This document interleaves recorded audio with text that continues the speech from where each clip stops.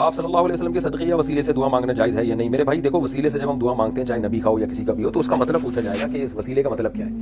اگر وسیلے کا مطلب یہ ہے کہ جیسے میں دعا مانگ رہا ہوں، یا اللہ نبی کے وسیلے سے میرا یہ کام کر دے، اور میری نیت یہ ہے کہ نبی کے وسیلے کا مطلب میں نبی کا امتی ہوں، مجھے نبی سے محبت ہے، تو اس کی لاج رکھ لے تو اللہ کو اپنے نبی سے جیسے محبت ہے، نبی کے امتیوں سے بھی ہے،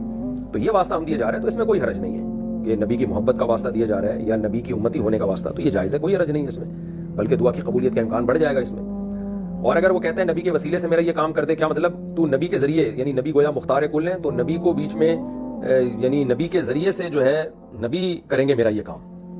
جیسے ہم پولیس میں جا کے کہتے ہیں کہ بھائی ایس ایچ او سے کہتے ہیں کہ پولیس کے ذریعے آپ یہ ہمارا یہ کام کر دیں اپنے ماتحت، تو پولیس کر رہی ہوتی ہے، تو یہ پھر شرک ہے، کیونکہ اللہ نے نبی صلی اللہ علیہ وسلم کو اختیارات نہیں دیے، جو بھی اسباب سے ہٹ کے اختیارات ہیں وہ صرف اللہ کے پاس ہیں، تو اس طرح وسیلے سے دعا مانگنا شرک ہے۔ اور اگر سرے سے کوئی مطلب ہی نہیں ہے، کہ کوئی بندہ کہہ رہا ہے میں نبی کے وسیلے سے دعا مانگتا ہوں، ہم کہتے ہیں تمہارا مطلب کیا ہے اس کا؟ کیا کوئی مطلب نہیں ہے؟ تو پھر یہ بیوقوفی ہے کہ جب آپ کو اپنی بات کا مطلب ہی پتہ نہیں ہے، تو آپ ان الفاظ سے، یعنی اس کو جب آپ کو پتہ ہی نہیں کہ اس کا مطلب کیا ہے، تو آپ کیوں ان الفاظ سے دعا مانگ رہے ہو بھائی، جس کا مطلب ہی آپ کو معلوم نہیں ہے کہ یہاں وسیلے کا مطلب کیا ہے؟ اس لیے